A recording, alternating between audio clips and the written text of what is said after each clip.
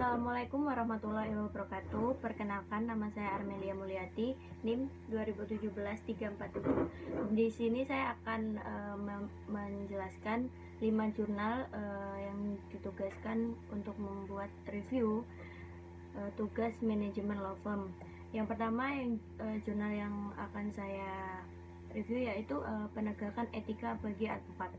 Nah, dalam penegakan etika advokat ini, dalam Undang-Undang Nomor 18 Tahun 2003 tentang advokat, secara eksplisit telah ditentukan bahwa advokat ialah orang yang berprofesi memberi jasa hukum di dalam maupun di luar pengadilan yang memenuhi syarat berdasarkan ketentuan Pasal 1 Ayat 1 status advokat adalah penegak hukum dan sebagai penegak hukum bebas dan mandiri. Tentang status advokat sebagai penegak hukum ini pada saat yang sama juga diatur dalam pasal 38 ayat 1 Undang-Undang Kekuasaan Kehakiman. Dengan demikian, advokat adalah profesi hukum sekaligus juga sebagai penegak hukum. Yang selanjutnya, review jurnal yang kedua yaitu dengan singkat saja tentang implementasi kewajiban advokat dalam menjaga rahasia klien. Dalam ini, negara Indonesia merupakan negara hukum sebagaimana tentang dalam Undang-Undang Dasar Negara Republik Indonesia tahun 1945. Hal ini tentu menjadi konsekuensi bahwa masyarakat Indonesia tunduk dan patuh terhadap hukum yang berlaku. Salah satunya adalah pasal 4 huruf H Kode Etik Advokat dan pasal 19 Undang-Undang Nomor 18 Tahun 2003 tentang advokat terkait kewajiban advokat dalam menjaga rahasia klien. Maka dari itu, tujuan penelitian ini adalah untuk mengetahui dan menganalisis implementasi dan kendala advokat yang berkantor di Joni Fianto dan Partners dan Lardi dan Partners serta penanganan yang dilakukan oleh Dewan Kehormatan Daerah DKD Pradi Jawa Timur terhadap advokat yang dilakukan pelanggaran kode etik. Kemudian, advokat yang berbicara di depan publik terkait perkara yang ditangani belum pasti merupakan pelanggaran kode etik advokat. Terdapat kendala eksternal bagi advokat dalam menjaga rahasia klien, yaitu terletak pada klien yang tidak bisa membatasi pembicaraan perkara terhadap pihak klien.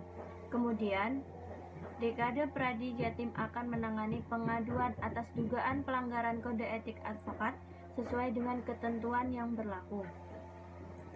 Selanjutnya ada juga yang jurnal yang akan saya review yaitu penilaian profesionalisme advokat dalam penegakan hukum melalui pengukuran indikator kinerja etisnya. Dalam pekerjaan advokat terentang dari penyidikan sampai pelaksanaan hukum ruang lingkup, pekerjaan yang luas itu menempatkan advokat sebagai pengawal utama dalam penyelesaian perkara pidana polisi yang strategis dari advokat, dan tekanan untuk memenangkan setiap perkara menyebabkan banyak advokat menempuh perilaku tak terpuji untuk mencapai tujuan yang diinginkan baik oleh klien maupun advokat itu tersendiri. Profesi advokat yang sesungguhnya sebagai profesi yang sangat terhormat tercoreng oleh ulah advokat sendiri. Komitmen diri untuk menegakkan etika profesi dalam pelaksanaan tugas kurang didukung oleh tingkat pengawasan yang memadai. Memang dalam bidang pekerjaannya advokat memiliki independensi, akan tetapi dalam kaitannya dengan etika profesi, advokat tak lepas dari pengawasan yang dilakukan oleh komisi pengawasan yang dibentuk oleh organisasi advokat. Untuk itu perlu dimaksimalkan pengawasan melalui penilaian indikator kinerja etis seperti itu.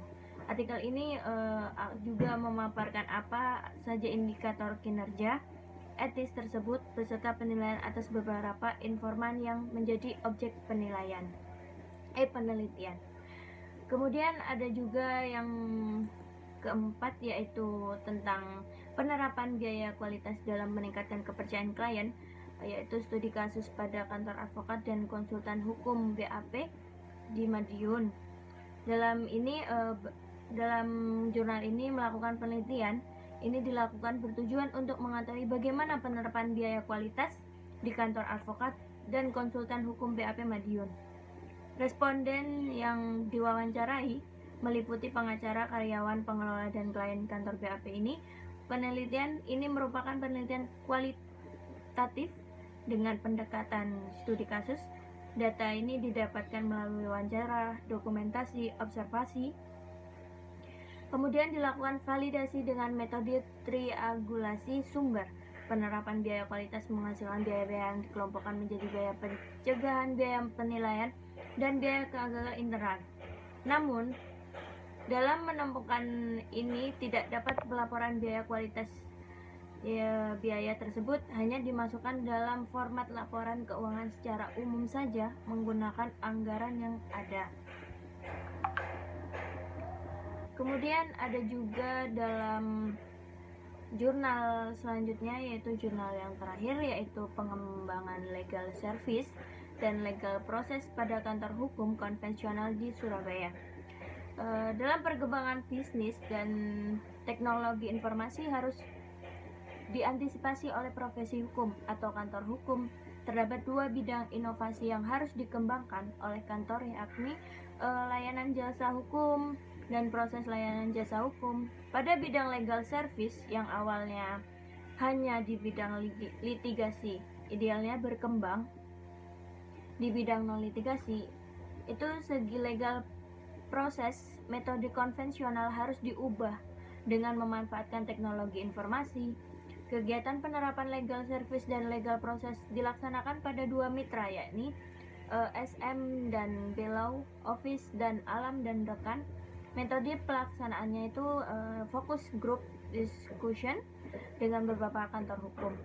Dari semua hasil FGD, pelatihan dan sosialisasi penggunaan sistem informasi jasa hukum, ditemukan peta kebutuhan layanan jasa hukum dari para mitra.